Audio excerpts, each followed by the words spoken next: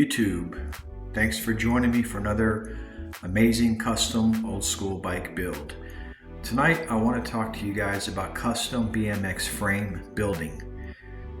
Particularly, what were the 3 best built BMX frames of the 1970s and of the 1980s. I'm going to show you 3 from the 70s and then 3 from the 80s that, in my opinion, are the best built BMX bike frames. Best built BMX bike frames. Boy, that's an alliteration.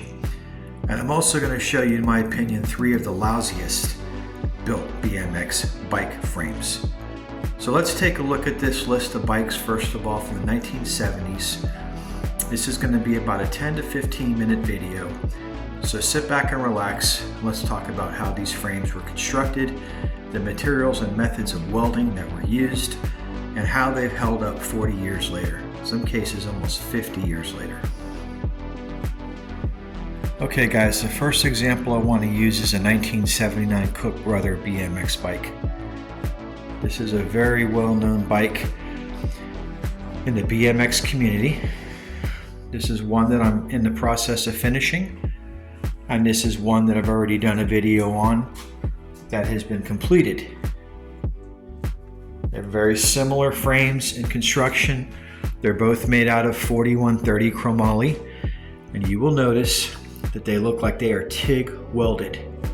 If I can get the camera to focus in on that, you will notice these very small beads. Now it's typical of a TIG welding torch. And the way that TIG welding works is it uses an arc. So basically you're holding the device very close to the frame, but you're not touching it. And the arc is actually creating the weld puddle as you go down. And this is called dime stacking. That's what welders refer to this as, or stacking dimes. You can see the very nice consistency of the weld, good penetration of the weld. And this is what differentiates a quality 1970s bike from another 1970s bike like this CYC Stormer with these bubblegum welds, which were done with a stick. This was an acetylene oxygen torch, a blowtorch basically with a blue flame, where they would take the stick and they would put it right over the area to be welded, and they would hit it with a torch as they pulled it down and created this very distinctive arrowhead or bird foot type of puddle weld. Okay. Another example of that type of weld would be on these vintage mongoose bikes. Okay, that's that rope weld where they use a torch with acetylene oxygen, and they would lay the stick down and they would run the torch across the top of it as they pull the stick down. It's a fast, efficient way of welding bike frames. Mongoose did not have the time to put the detailed welding work into these frames that they had to mass produce by the thousands between 1978 and 1982, compared to a small boutique company like Cook Brothers, where they could take more time and put more quality and more emphasis on their welds. Okay. Another very well-known brand of that era is Custom Works, or CW. These are another set of amazing TIG welds. Okay, look at that. As the camera focuses on there, you can see that's a quality weld. Same thing with Torker. Very high quality TIG welds. What's an example of a 70s bike with a lousy TIG weld? Well, this Norco. Once again, it looks like it could be an acetylene oxygen arrowhead type torch with a stick. Okay, not stick arc welding, stick torch welding. There's different types of stick welding. We're not talking about using electricity here to form the heat. We're talking about using a blowtorch. Here's an example of a nice TIG welder. Okay, and of course, Gary Cook and GT. These are his garage-made versions. And yes, these are TIG welded frames. And you can see how clean these welds are on these old GT Santa Anas. one thing you'll always find is very consistent welds on Gary Turner's bikes. So MIG and TIG type welding has been around since before World War II. You see old videos of people with the stick welders with that stick stuck into the end of that electrical, whatever you call that. There's two sets like a jumping your car battery, positive and negative. And the guy's got the welding stick stuck in the one and he's sitting there hitting the metal as it sparks, okay? That's an electrical stick weld.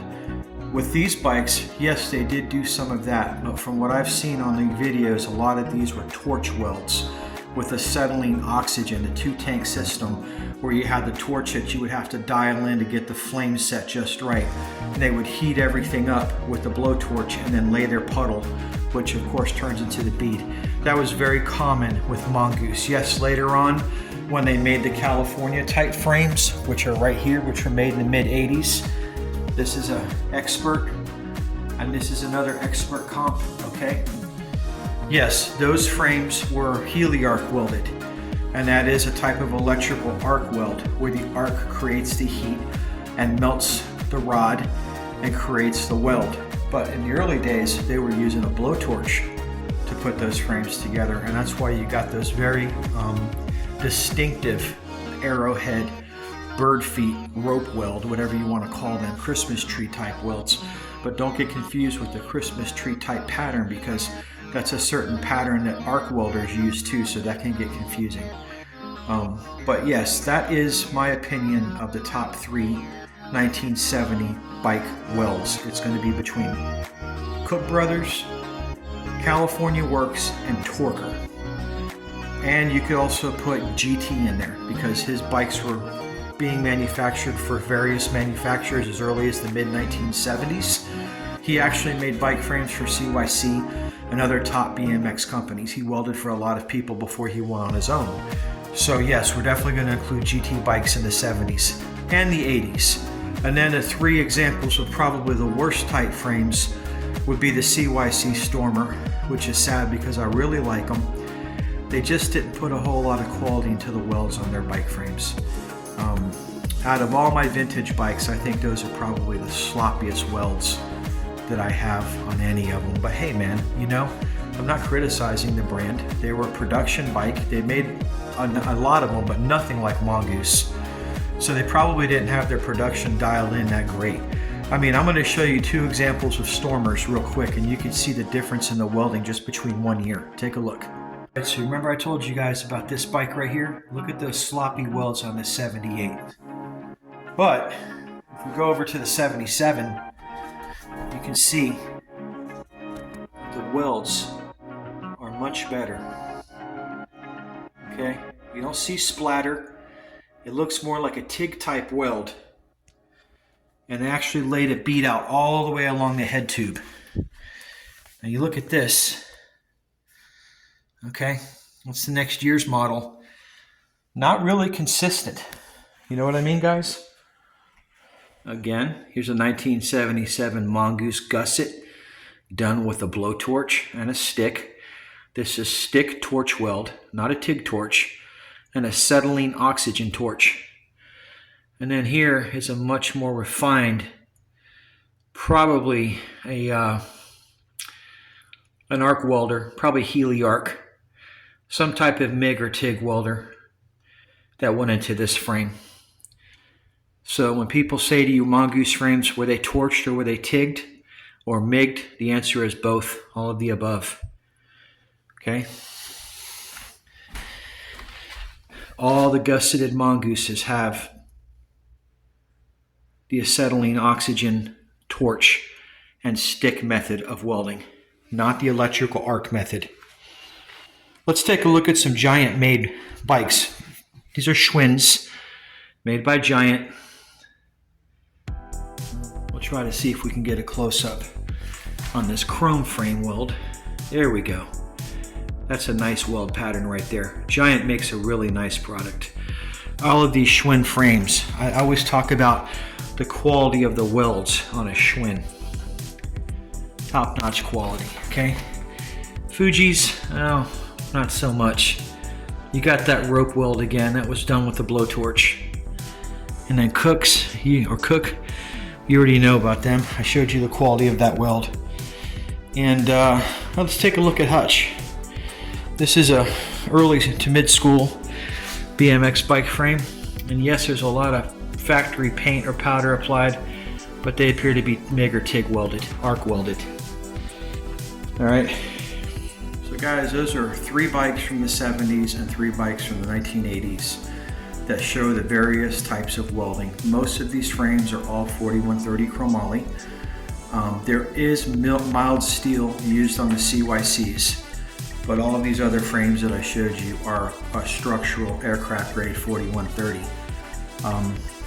So, you know, of course, different welding techniques are applied for different types of materials, and different types of welding sticks are of course used for different OD and different wall diameter or wall thickness of the various tubing that they're welding. And there's so much that goes into this because welders have to know the thickness of the material.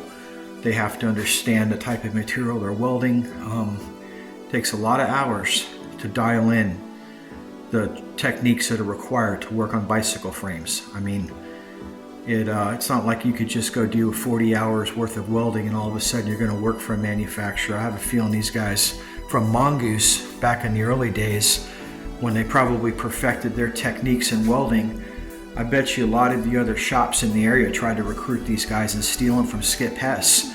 They probably did anything they could to offer them to come over and weld for them, because there were only so many welders available in California back in the day. And this is the reason why the Taiwanese came in and took the lunch from all the manufacturers, because when the demand exploded, it was very hard to produce a 500,000 frames from a small shop in California. I talk about this in my Huffy video. If you want to check my playlist, I invite you to go look at the Huffy video that I just did, where I discuss an order that Walmart put in for 900,000 Huffies in a 1-year period to fulfill all their nationwide stores, and how Huffy struggled to put that order together, but they did. But in the end, they didn't make any money off the bikes. They actually lost a ton of money, and they ended up going into financial dire straits and having to borrow money from the Chinese just to try to keep their head above water. And from that point on, they were doomed. So, you know, a lot goes into the production of these bikes, the demand curve of these bikes, inventory of these bikes. And when you're just having to spit bikes out by the thousands, California can't keep up with an order of that magnitude, so they had to outsource a lot of these. GT was known for outsourcing a lot of their bikes. They're really high quality performers, pro freestyle tours. The Dayglow colors were all American made frames. Those were done in-house with a white base coat and a Dayglow coating of electric blue, the pink, and the different tones that they had that went over that. But the standard performers were done overseas at the DS or Dodson factory, where many major manufacturers went to, from Haro to Torker to GT as well. Lots of them went over there to DS, to Dodson, for them to pick up the overburden of production with their in-house welders, because they had hundreds of them. And they were able to go ahead and help these companies get to the next level. They took them out of a garage operation and they put them on the international stage. And at that point is when the lawyers and the big money people got involved, and the brand kind of lost its handcrafted, homemade feel and went into the globalist BMX cartel type of feel, which transitioned in the mid to late 80s. And after that, everything changed. This is the reason why I specialize in collecting the really old BMX bikes from like 1975 to 1985. Because these are the true handcrafted BMX bikes that you can see everybody's individuality in the weld. You can look at the welds and differentiate one different welder from another by just looking at the different types of welds on these bikes. And it's like a signature, you know. You learn to identify certain welds after you've seen them over and over again. And I've seen similar welds on GTs that I know the same guy did them. And I see welds on some of these GTs that are different, that I know a different guy did them. Okay, so when you start collecting these bikes and you've gone through enough of them, you can really start to notice the different signatures from the welders' techniques when they put these frames together. And there is a difference between one guy. Some are much better than others. Okay, but when you get to the level of GT, they're all good. GT doesn't put out a product with inferior welds. They haven't done it then, and I don't think they do it now. So guys, in my opinion, and this is my opinion, let's recap. The 1970s, I'm going to tell you the best 3 bikes of that era. Cook Brothers BMX, absolutely hands down #1. Redline, which I don't have an example to show you in here because I just sold my Pro line. I wish I had it. They're there at the top of the food chain. CW, always known for their beautiful dime stack welds, TIG welds on their frames, beautiful frames. Everyone is a work of art with CW. GT, the Santa Ana series from 1981 to 1984. As I've done videos, you can check my playlist if you want to see, or go to my channel. You can see all the other videos that I have done on GT bikes. I've got 4 GT Santa Anas from 81 to 84, where I go into detail on all those frames. Definitely up there at the top of the food chain with weld quality, 4130 OD, best tubing possible for bikes. They were up there in the top 3. I don't have JMCs, I don't have Pattersons in my collection. You know, there's other really high-end bikes up there that are probably going to be in that they're going to make that cut as well. But I don't have those bikes in my collection at the current time to show you. And as I said, the 3 poorest quality bikes of that era would be the CYC Stormer. Not that it's a bad bike at all. I wouldn't have it in my collection if it was junk. It is not a junk bike. They just didn't really put the hard work into the welds that the other manufacturers did. It was a budget level, budget entry level bike. So you have to keep in mind, when you're paying $99 for a bike frame and $25 for a set of forks, you're not going to get the same level that you would get with these other guys out there charging double and triple. Okay, it's just not going to happen. That's just dollars and cents. So CYC, probably top 3, but not the worst.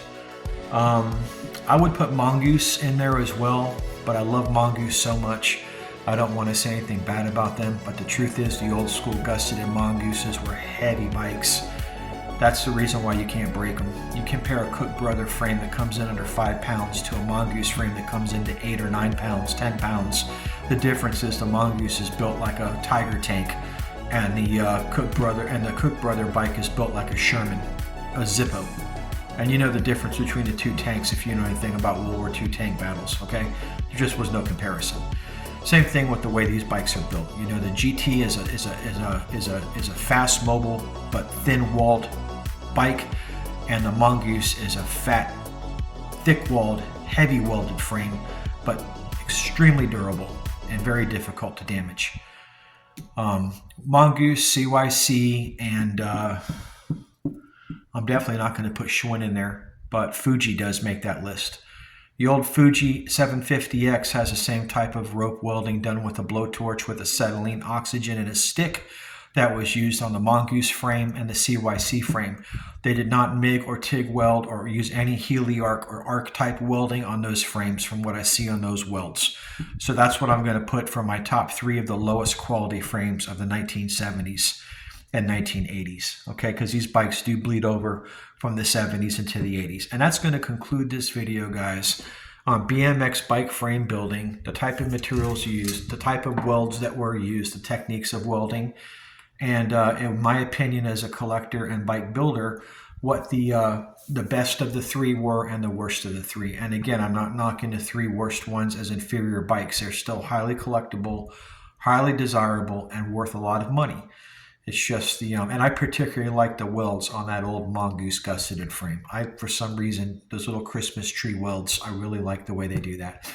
At the end of this video, I'll try to upload a Mongoose factory video of them welding one of these gusseted frames. And you can see exactly how the torch and stick method was used on that gusset. So please like or subscribe if you're new to my channel. Watch my other videos, please, if you want to see these bikes in detail. I'm forming a playlist for you guys right now, and it should be completed by the end of the day. Thanks for watching.